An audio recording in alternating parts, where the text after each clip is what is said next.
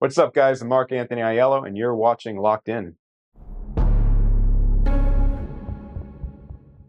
What's going on, guys? Welcome back to another episode of Locked In, episode number 2. We have a very special guest.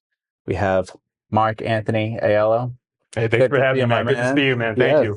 Thank you for having us. Of course. Likewise, yeah. So if you want to just give like a quick introduction into who you are, what you do. Yeah. Why we're here. Absolutely. Well, thanks again for having me. So, like I said, my name is Mark Anthony Aiello. I am a filmmaker, content creator. I am the CEO and founder of Burning Cedar Media. That agency, we've been in business since 2024, so almost a year now as we're recording this.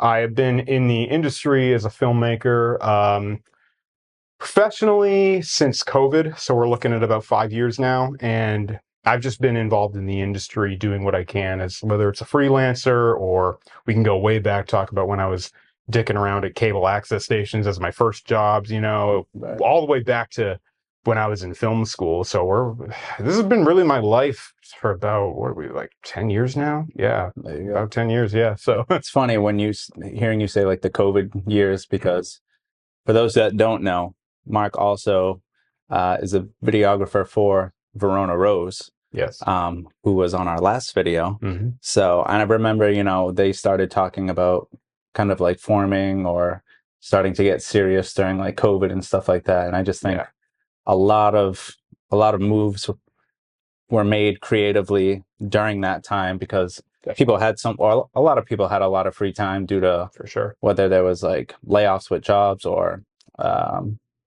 if you were a non-essential worker, like you pretty much collecting and exactly stuff like that. So it's cool to see so much come out of like I said this in the last episode, such a shitty kind of situation. I want to talk to you about specifically what kind of drew you to this passion. Yeah, for sure. So my journey is a relatively long one with a lot of back roads and detours and stops along the way. So it's not really much of a linear path, but really since I was a child, I was obsessed with filmmaking and visual storytelling. I've got that kind of typical entrepreneurial ADD where like one day I say I want to be a filmmaker, the next I'm a comic book artist. No. There was a time when I was a kid, I wanted to create video games. I was obsessed with the Jack and Daxter games. I remember those. I'd be like, I want to make those games. Mm-hmm. So I was always just creatively all over the place. Filmmaking, though, for some reason just stuck to me. I liked that it was storytelling, but I wasn't big into books. I didn't like to read. my ADD, but just like, especially being in a theater, just like all this crazy visuals and sounds just thrown at you. I'm like, wow, So I always loved movies. As far as a profession, though, I think I decided when I was in high school I wanted to be a filmmaker. I specifically wanted to direct. I didn't just want to be like an assistant on hand. I mean, although of course I was willing to do those things if that's what it took to get there, but I really just, at the end of the day, I just wanted to direct. I wanted to tell my own stories. I wanted to inspire people somehow in whatever way I can. I wanted to show people how I saw the world, basically, and show it to them in a cool and entertaining way. So that's where it begins. As far as career, back to COVID. I mean, I'll take it back. So again, it's a long story with a lot of detours, but so I went to film school and I was at Fairfield U particular. And the thing with film school is, and it's not necessarily a knock on my education, because I think mine was a bit more useful and handy as far as we got to touch cameras and stuff like that, which is great. What I wish it taught us more of is how to handle the business side of things, because I was quite honestly, I was discouraged when I was in film school. I went there and I was hoping to get an education, which I did, in how to create films and stuff. But as far as how to make it a career, because I knew dead set, like that's what I wanted to do. I wanted to make a living doing filmmaking somehow. I didn't know exactly what that looked like, right? But I had seen all my peers and all the alums they all worked at, say, like, the big media outlets, like say Fox. You had people that worked at CNN, or you had maybe one person that worked at an agency like Blue Sky, which was the group that did all the animation for all the DreamWorks pictures and Okay. stuff like that. So there was a lot of reputable people, but I just, I think I just knew from an early age I wasn't designed for like a job. You know, I'm not a good employee. I'm really not. I like to just take things on myself, work my own way. Um, and I didn't see a lot of that as far as people that were doing that at that time. And quite honestly, it wasn't really an option back then. That was kind of the route you had to take. Right. And so I graduated. I took these back roads. Like I said, I was dicking around at some local cable access stations because those were really the only jobs I could take. Right. And Those are kind of like your entry level, like, yeah, let me get my foot in the door type. exactly. Yeah, that was at least what I thought I could do, is like getting my foot in the door. But really through that and through some things in my personal life that just weren't going so great, eventually I hit a point and then COVID came in and I was like, okay, I can't even get a job if I wanted to right now. Because as you said earlier, you know, all the non-essential people were all laid off or they were maybe given some sort of well, no, nobody was given a severance at that time. Right. You had to wait in line for unemployment. Right. But I just sat in my room one night and I was just like, all right, well, let's get back to square one. At that point, I was 25. I'd been out of film school for, what was it, 3 years, 4 years? At that point, I was just like, yeah. I was like, all right, what do I really want to do with my life? What am I passionate about? What excites me? And still it came back to filmmaking, visual storytelling.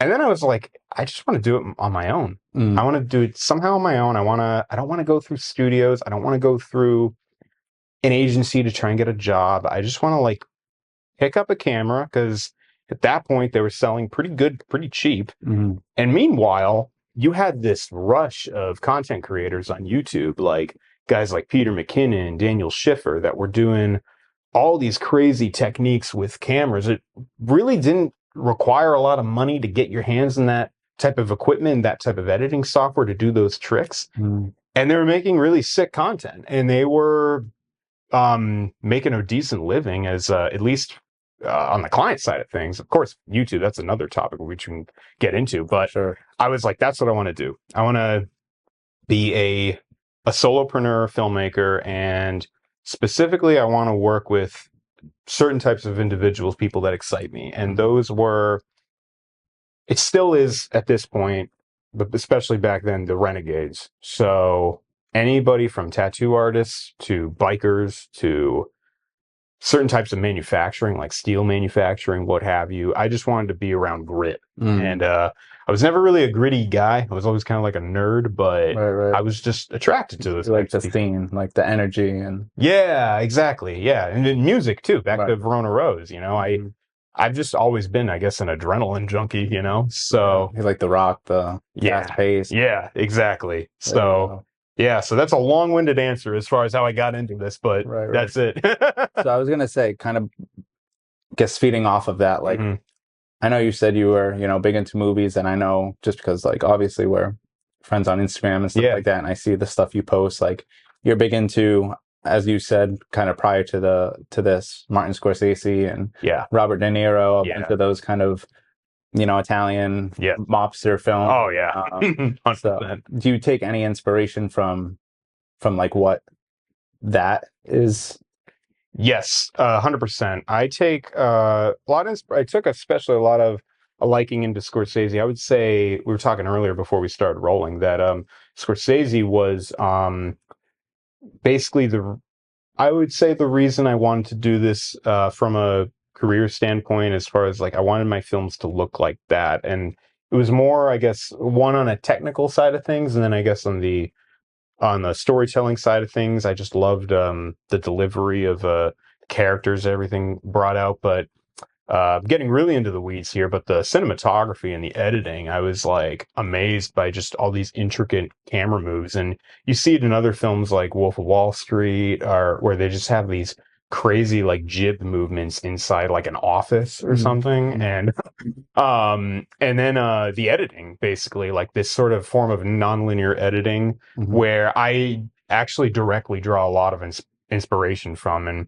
in fact, I'm working on a feature film right now with my partner. We're doing a documentary, and A lot of the editing in that is inspired from Scorsese's way of editing. It's kind of hard to explain, but if Right. you saw it and compared it to, you'd probably see it. And I was gonna say, like a lot of people, unless you specifically kind of know what you're looking for, like when you're watching a movie, no, sorry, when you're watching a movie, not a lot of people kind of take in everything that's happening. It's more so they're just focused on the characters and the Yeah. story. But like someone like you or someone like, you know, myself who just loves everything about movies, Yeah. you kind of take in everything from visually, kind of what are they showing? Like, is there something behind the characters that is foreshadowing to something, or, you know, certain cuts, certain edits, certain angles, like Yeah. you don't really think about the behind the scenes stuff after that, because obviously, you know, you think of it more just kind of, oh, point and shoot. Right. But then you don't think of everything that goes into the making of it all, kind of behind the scenes with, like you said, the editing, Exactly. the scores that people write, like choosing the right music to kind of put over, Totally. depending on the mood. Totally. So yeah, it's obviously definitely a lot more to the aspect of videography, and it is, and I'm glad you brought that up, because even, you know, when I, from I guess a standpoint of, especially, you know, even in clients, you know, they may not understand that, is from that standpoint, and the audience in general as well. And but I guess it's like, you know, I like fine dining. You know, it's like I don't want to have to think about everything that the work that was put into it. That's what makes it a good craft, I think. You know, is that there was all these intricacies and all these subtleties and nuances, and it was done in such a good, seamless way that the audience or the consumer doesn't have to think about it. Right, so right. I like that. That's where kind of like the art and the creativity come in. Yeah, Where it's exactly. more so obviously like what you put into it, and then I think if it's reciprocated by the audience, like they notice these kind of little things that, you know, obviously that just makes you feel like, damn, like, okay, so something I did definitely resonated with these people.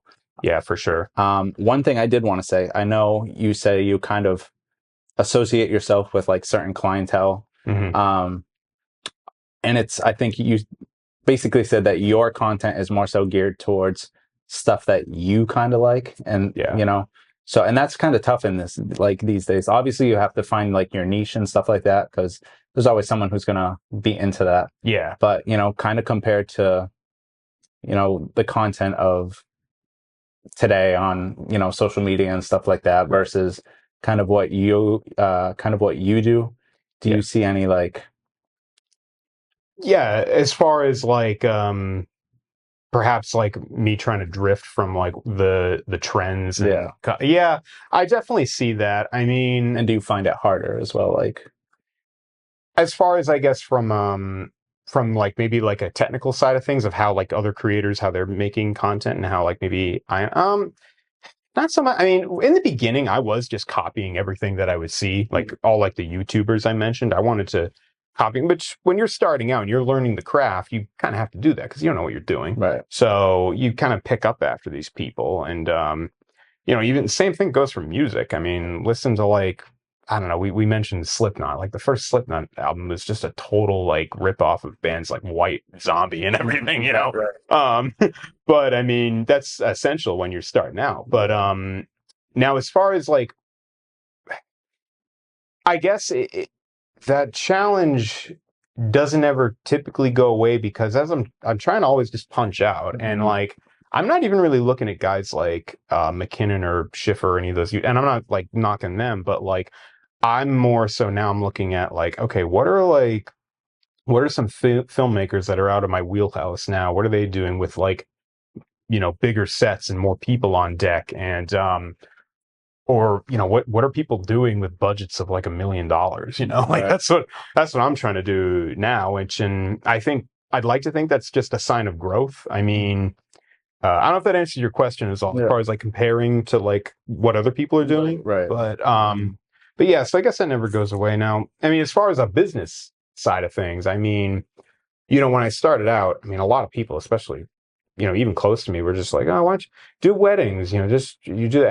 And I'm not going to knock wedding videographers, because I have good friends that do that and they make a killing at it. But it was just, it didn't excite me, and it wasn't fulfilling. Now, I was just going to say, you that's something that I feel like is kind of like the standard when people think of like videography. It's like, oh, like, what do you do, weddings, or can I hire you for a prom video or a secret proposal and stuff like that. Exactly. But at the end of the day, like, some people are for that. They love to kind of create those moments for other people. Sure. But I feel like at the end of the day, it's not really theirs. So where it more so comes for like what you do, you're doing it for not only yourself, importantly for yourself, but you get to share in the enjoyment with your client. Like, I made this, my client loves it. Yeah. Perfect. 100%. And as far as feeling that passion, that resonance, did you want to cut that out? Yeah. Trust me. Yeah. Good. No. Okay. Keep it rolling. Yeah. I mean, as far as like, and again, like to mention the wedding videographers, like I mentioned, I hope they feel that passion and excitement with their clients. And what you're saying, I definitely feel that with mine, because again, I'm passionate about, I love the people that I work with, from, maybe I won't say names, but just like from the tattoo industry to recently I've been getting into firearms, and it's so cool. It's things that I'm passionate about. It's things that I love to witness, and I love to. And another thing too is like, especially be a part of their growth and their journey and their story. I have one client, granted it's maybe not in the niche we're talking about, but still, like, they're a wonderful client. They're a PT clinic, actually, of mine, and they're great people. They're a good business. They've been growing since before I started working with them, but even since I started working with them a year ago, and they're still growing. They're making big hits, and I feel like part of the family now with them. And that stuff really excites me. I like the feeling that my work is helping people make money. That's right. That's what I love.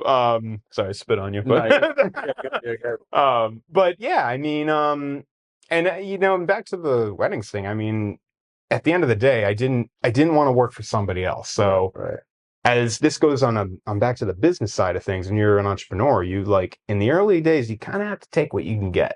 So I did that. I took weddings. I took a bat mitzvah at one point, like all these random freaking weird odd jobs, but you do what you got to do, because when you run a business, you're feeding a furnace. It's hungry. It's a monster, and it's always saying, "Feed me," So you do what you can do. But yeah, the passion and the energy and excitement comes from, not just, like I said, not just the edgier, grittier stuff, but just that I can see the growth. I can see the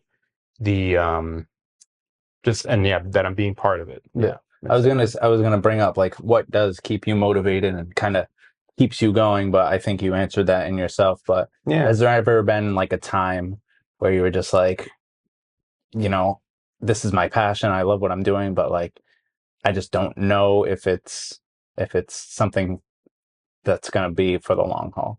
Oh yeah, I mean, I still have mornings like this. Like, why am I even bothering? Well, imposter syndrome. 100%. I'll still feel like that. Imposter syndrome, or just even some days where I'll just get up and I'll just be like, this is work. And it's like, well, yeah, it is work, So I think that would be my message to anybody that's maybe listening or watching this that may feel discouraged if they hit that point. And then they start, and especially when you're on your own, when you're doing this by yourself, you're left alone to your own thoughts, and your thoughts and perceptions can be very different from reality and what's in front of you. Like, you'd be like, I'm just not feeling it today, or I'm not feeling it this week, or cash flow's been rough, or I haven't been doing a lot of projects that excite me. Am I cut out for this? Should I back out? Meanwhile, you could just be in a lull, or there could be a bunch of explanations for why things are just the way they are, or maybe you're just personally in a bad mood.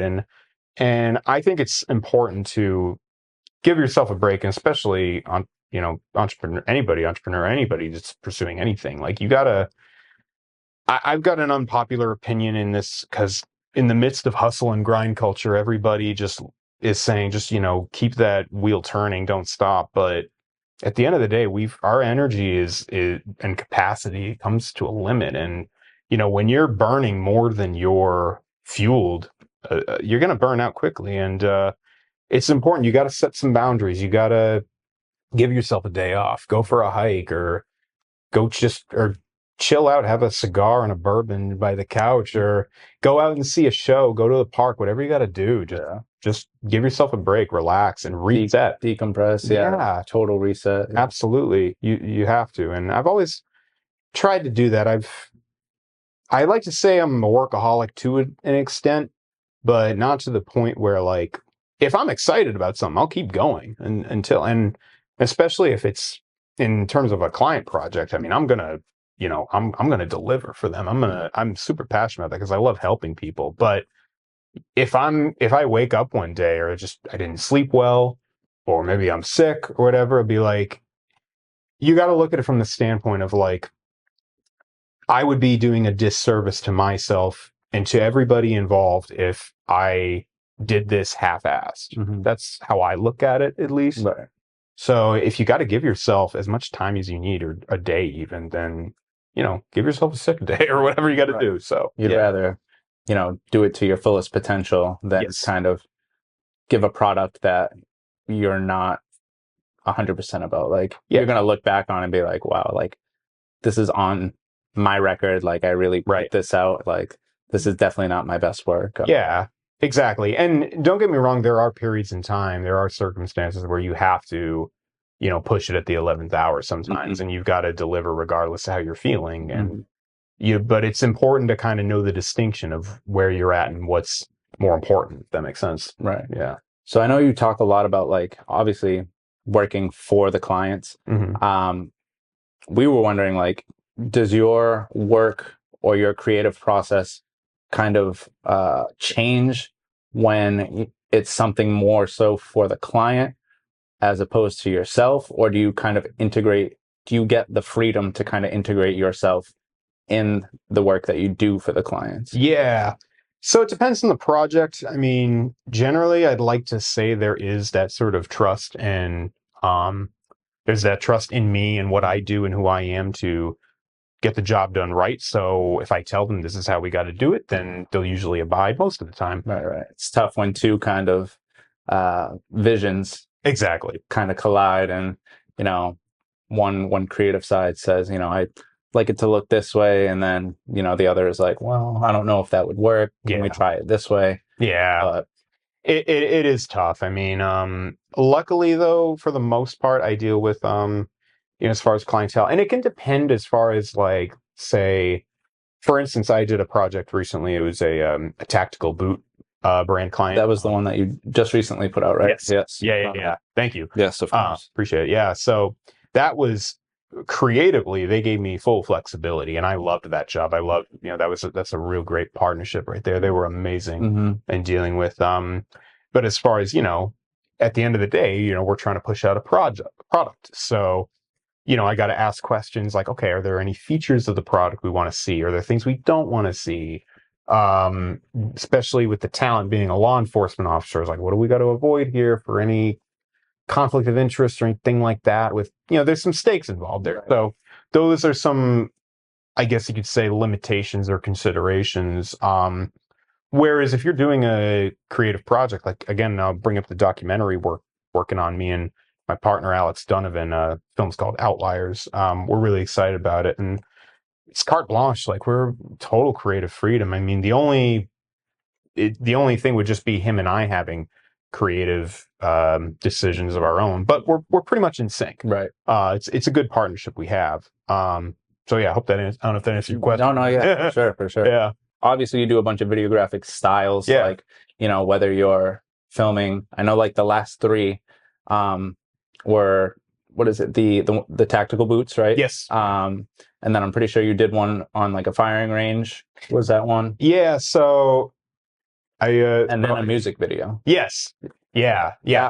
That was the one where I was like, damn, like, I can't believe you did that. Because one of my questions was going to be, like, being surrounded by, like, the music genre so much, like, has it ever kind of crossed your mind that you would ever want to make a music video? And then sure enough, a few days later, I see that you kind of did, like, a behind the scenes / music video for Verona Rose. Yeah. But are there any, like, projects that you haven't gotten to yet that you would like to? Oh yeah, there's tons. I mean, there's so many amazing stories out there that I'd love to capture, and so many different niches of different people. I mean, I don't do a ton of music videos. I only do it for the guys in Verona Rose. But I mean, sure, if there was an artist or a song that I was passionate about, of doing something creatively, I'm trying to talk with the guys in Verona Rose about doing more cool, fun, creative stuff, and they're listening for sure. But as far, yeah, I mean, trying to think if there's anyone in particular right now. I mean, I I'd like to work with maybe some more steel manufacturers. Maybe somebody that like works on custom cars, or I definitely want to do more in the firearms stuff. I mean, that is a niche that I'm more kind of doubling down on recently, totally intentionally. I can tell you why. I mean, I love this idea. I don't know if this could ever happen, but I would love to go to Beretta in Italy, the oldest gun manufacturer in the world, and just film some kind of operation that they're doing. That would be so cool. Right. But there's tons of like, and that's what I love specifically about documentary filmmaking, as far as, because I wanted to originally write, and maybe I will write someday, narrative film. But right. what I love about documentary, there's a million different stories out there. There's somebody that you could, and that's, I guess, another inspiration, another message to anybody watching this that's trying to do something creative, especially in storytelling. Dude, like, don't feel like you need to like move to a different city or a different country to find a really cool, compelling story to tell. There's people that could be right around the corner from you, from where you live. There's somebody in line at the coffee shop. that could just 5 minutes down the road. Yeah, exactly. That's so funny how that worked out. Yeah. But there's people with amazing stories everywhere, and all it takes is, and Chris and I were talking about this before, all it takes is just, you got to learn to talk to people, how to talk to people, how to resonate with people, how to communicate with them. And that's, I think, one thing that this generation could use some help on. The lost art nowadays. Yeah. For sure. If it's not behind a phone or a keyboard, you freeze up. Yeah. You kind of have to take a loading phase to kind of keep the conversation going. Or, dude, they always say kind of put on a happy face, or put on your customer service voice, like, dude, yeah, when you enter the phone, hey, this is so-and-so. Kind of gotta, hey, thank you for calling, blah, blah, blah. Yeah, exactly. Fake it till you make it. Like, but kind of you do it enough where it then becomes natural, I feel like. It does. It definitely can feel nerve-wracking, and especially I can speak to that because how I have found more success recently is by going to trade shows, really, like, as far as getting clientele and getting bigger gigs. I mean, I think like that could go for anybody too. I mean, even if you're introverted, I'm more of an extrovert. I do love getting in front and talking to people, but when you're going to like a show across the country in a city you're not familiar with, in an industry you know nothing about, and you're trying to like talk to people, ask them about their businesses, their jobs, and then tell them what you do, it is nerve-wracking. Right. You do kind of clam up a bit. But yeah, you do really just kind of fake it till you make it. You honestly just shoot the shit with them. You just treat it like a regular conversation. You don't even have to ask them formal questions. You just be like, oh, it's a rough morning, huh? There's like traffic getting in, just hit them with that break the ice kind of. Yeah. What do they call it? Icebreakers. Yeah. Well, yeah, icebreakers. But what do they call like the conversation like that's kind of pointless? Like, small talk. Small talk. Yeah. Small talk. Hot air. I think in some countries they call it that. Let's skip the small talk. And yeah. Exactly. Yeah. Yeah. But no, I think it's a very important skill to have, and it'll take you far anywhere you go. And I'm still on the journey. I'm nowhere near where I want to be quite yet, but that's helped a lot. It's just learning to talk with people and get on the phone, go to an event, ask people about their lives, and it'll compound eventually. It'll compound. People will start to take an interest in you because they'll take you seriously, that you're being persistent and you're willing to be sociable. That stands out.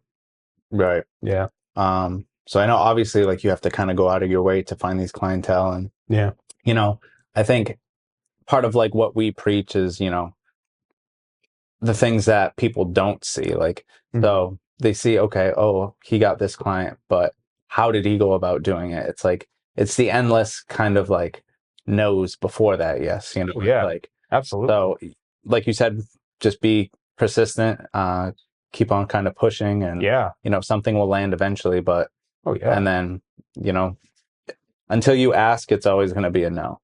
Absolutely. And I think that's with following your passion and stuff like that.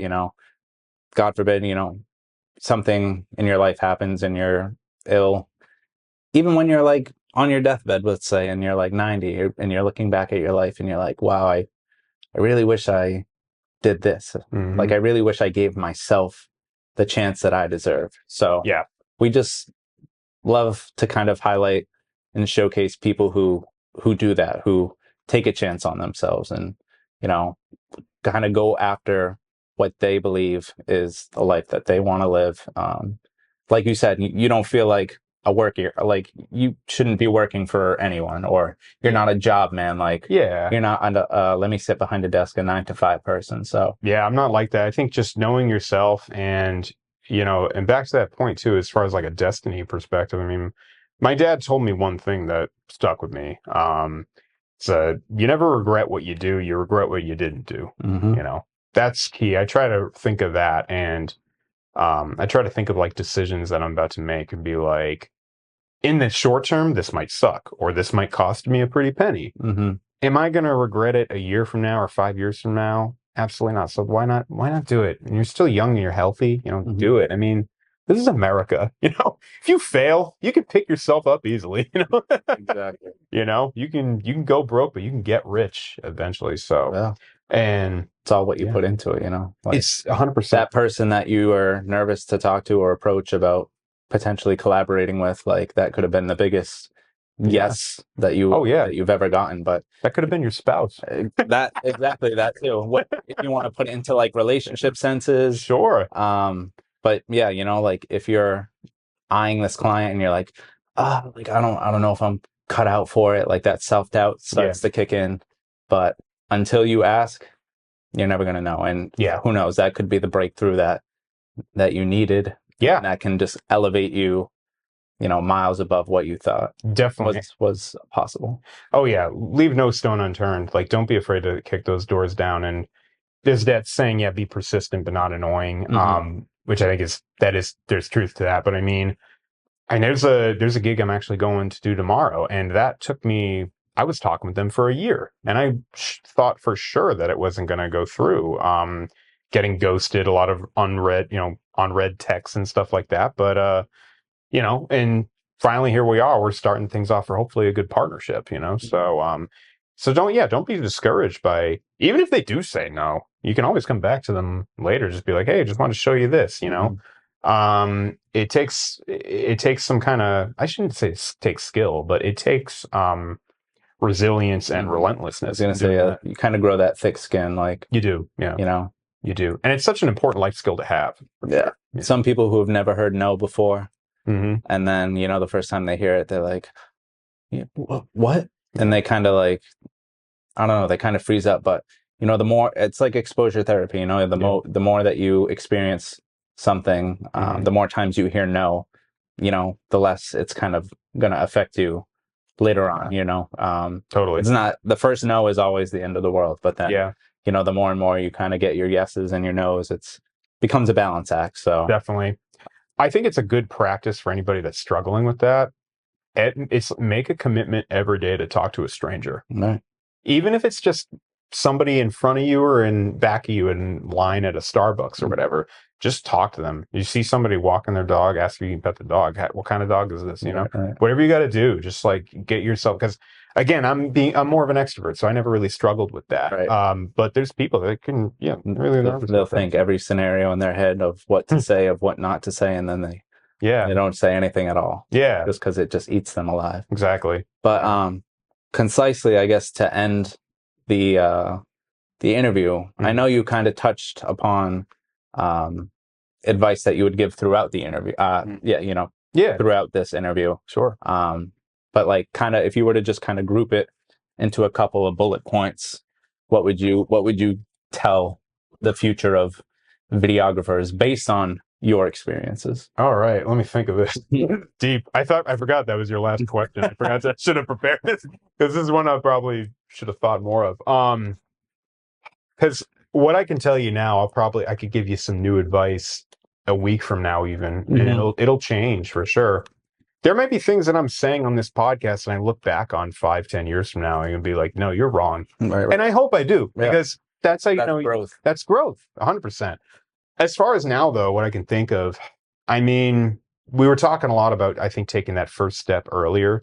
So I definitely say do it. Make yourself uncomfortable. Put yourself in uncomfortable situations. There's that classic Eleanor Roosevelt, what does it do? Something that makes you afraid every day, I think. Something like that. Yeah. I mean, I think, that's key. And truly makes you feel alive, like, yeah, you don't really feel that kind of adrenaline unless you kind of do something that puts you out of your comfort zone completely.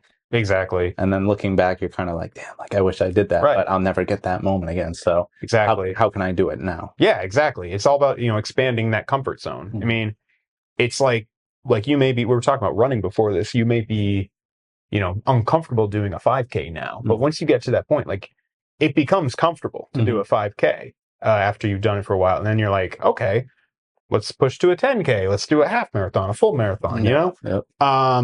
So there's that. As far as other advice I would give, I mean, videography in particular, I'm trying to think. That's a big investment in yourself, kind of financially, like that. It is. That's a kind of a commitment. So yes, don't be afraid to kind of, like you said, you're investing in yourself now.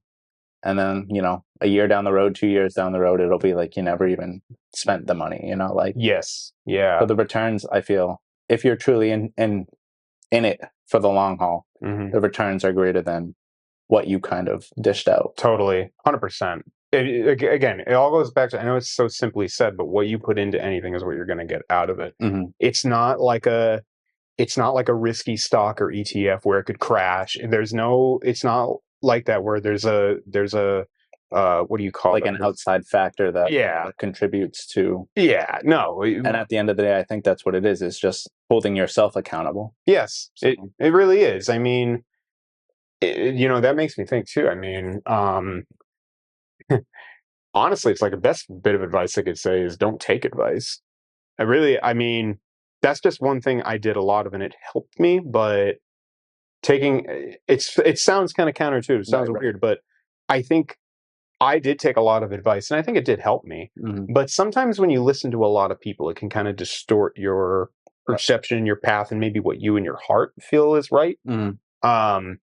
And me already being kind of a conscientious guy, that can kind of create a little bit of an analysis paralysis.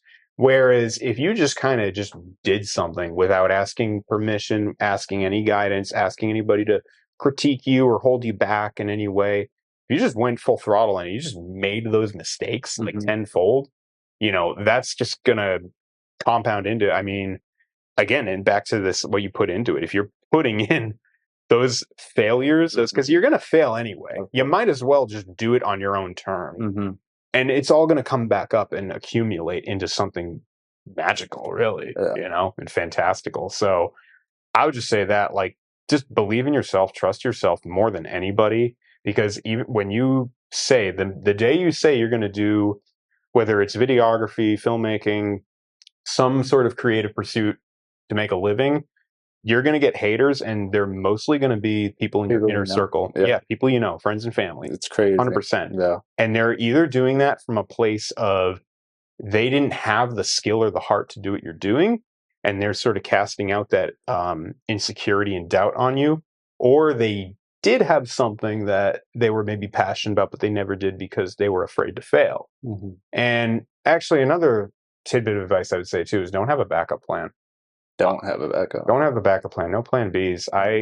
That was one thing I committed myself, that when I mentioned that day that that night that I was in my room during COVID, I committed to myself I won't have a plan B, because I tried to do this a couple times and I gave myself a backup plan. And as soon as you do that, when things get hard, you set back. That's like your crutch. Yeah, exactly. You're already assuming failure before you start, and you can't do that. So I would just say that, man, just go into it full throttle, commit 100%. And again, what you put into it is what you're going to get out of it.